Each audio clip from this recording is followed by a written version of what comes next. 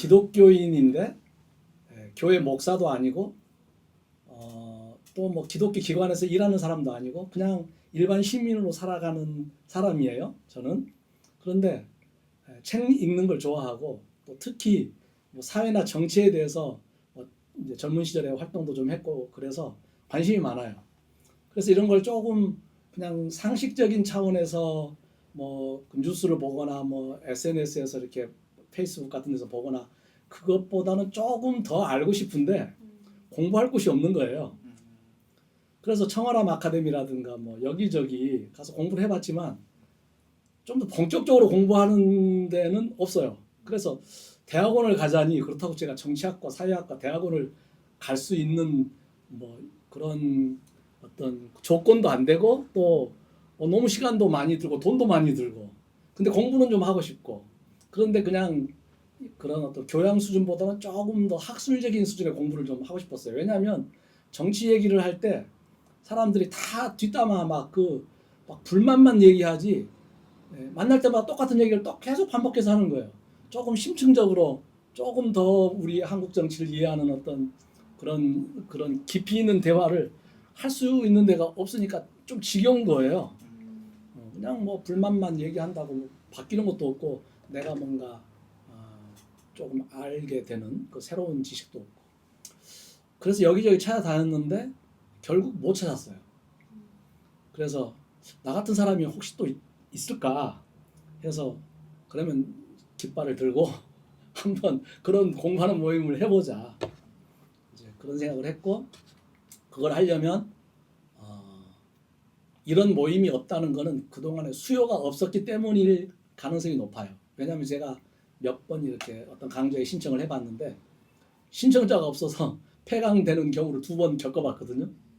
신청을 했는데 저는 그 주제가 이제 어떤 그 종교 사회학이라든가 아니면 어떤 공공신학이라든가 뭐 이런 거였는데 사람들이 없어져요. 그래서 이거 하려면 꾸준히 해서 그 사람들을 모을 수 있어야 된다.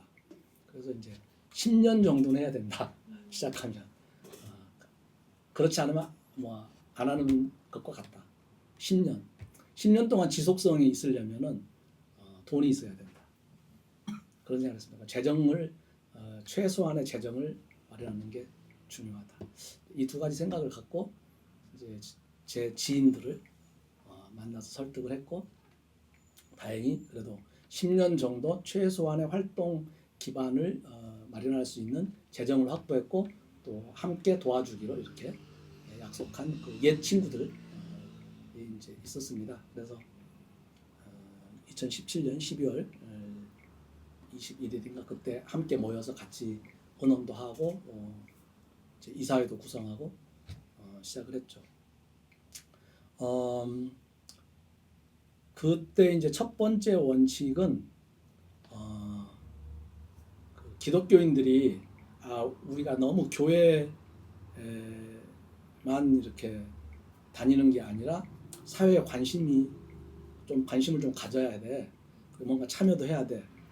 그런 얘기 하는 데는 많았어요. 그런데 딱 그 얘기만 해요. 참여해야 한다라는 당위론적인 문장만 얘기하고 그럼 구체적으로 참여하면 어떤 행동이 뭐 적절한지 아니면 또 이런 어떤 정치나 사회에 대해서 뭘 배워야 되는지 구체적인 공부는 안 해요. 그냥 예수님이 이런 말씀을 하셨고 뭐 또 성경에서 이런 얘기가 있는데 이건 이웃을 사랑하고 하나님의 공의를 실현하고 그러기 때문에 우리도 참여해야 돼. 그냥 신학 안에서만 얘기하는 거예요. 근데 그거는 굉장히 추상적인 수준이어서 어떤 현실적인 어떤 힘을 갖는 게 힘들 뿐만 아니라 그 수준에만 머물러 있으면은 사실은 기독교적인 관점으로 공론장에 직접 참여해서 어떤 세속사회의 어떤 공론장의 대화를 하기에는 수준이 너무 부족하다. 그러려면 적어도 세속사회의 공론장의 언어를 알아야 한다. 그걸 공부하는 사람이 있어야 된다. 그걸 공부하는 이제 모임이 필요하다. 그런 생각을 해서 신학보다는 정치학, 사회학을 좀 더 집중해서 공부하는 게 중요하다라는 이제 주제를 정하기 시작했죠. 그러니까 처음에는 함께 하려고 했는데 하다 보니까 모여서 얘기하면 대부분 막 얘기하다가 그래서 교회가 문제야, 목사가 문제야. 그래서 교회 비판, 목사 비판으로 계속 그렇게 흘러가는 거예요.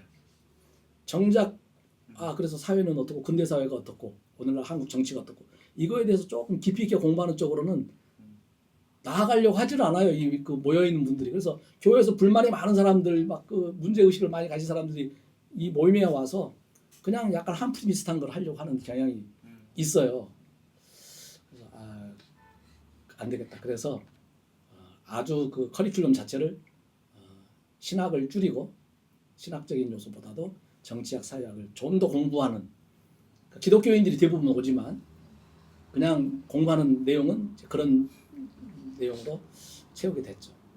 두 번째로는 아주 교양서적이나 일반적인 그런 뭐 페이스북 같은 데도 재미있고 좋은 글들이 많지만 그래도 공부에 취미가 있고 그런 거를 뭔가 시간을 들여서 뭐 하려고 하는 사람들에게는 그래도 뭔가 그 얻는 게 있으려면 적어도 학술 논문을 읽을 수 있는 그거를 연습하는 것이 매우 중요하겠다.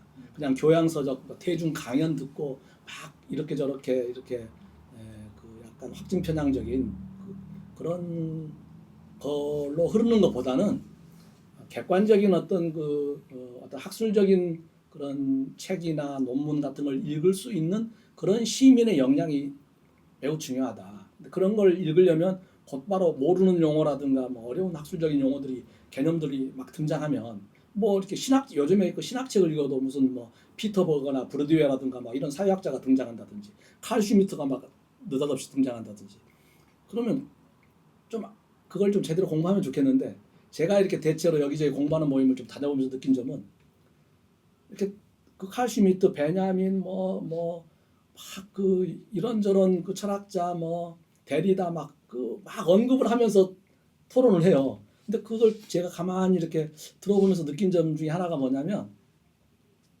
제대로 읽지 않았어요. 제가 느끼기에. 근데 어디선가 누구에겐가 그거를 좀 더 쉽게 단순화해서 전달해 준 내용을 듣고서 그것을 마치 자기가 잘 소화하고 잘 알고 있는 듯이 자꾸 그걸 토론에 막 꺼내서 얘기하니까 토론에 무슨 생산성이 없고 그냥 굉장히 추상적이고 막연한 개념들로만 막 떠돌아다니면서 그냥 좀 어디서 강연 좀 듣고 뭐 책 좀 읽은 사람들이 약간 그 대화를 주도하면서 그러나 실속 있게 뭔가 잘 모르는 추상적인 개념들로만 막 떠돌면서 약간 그 지적 허영 그런 게 훨씬 일반적인 분위기인 게 자꾸 느껴진 거예요. 이게 시민 교양이라고 할 수 있나? 저는 그런 생각이 들었고 지금처럼 학력 수준이 높은 이런 시대에는 이거는 굉장히 좀 생산성도 없고 그리고 약간 지적인 낭비다.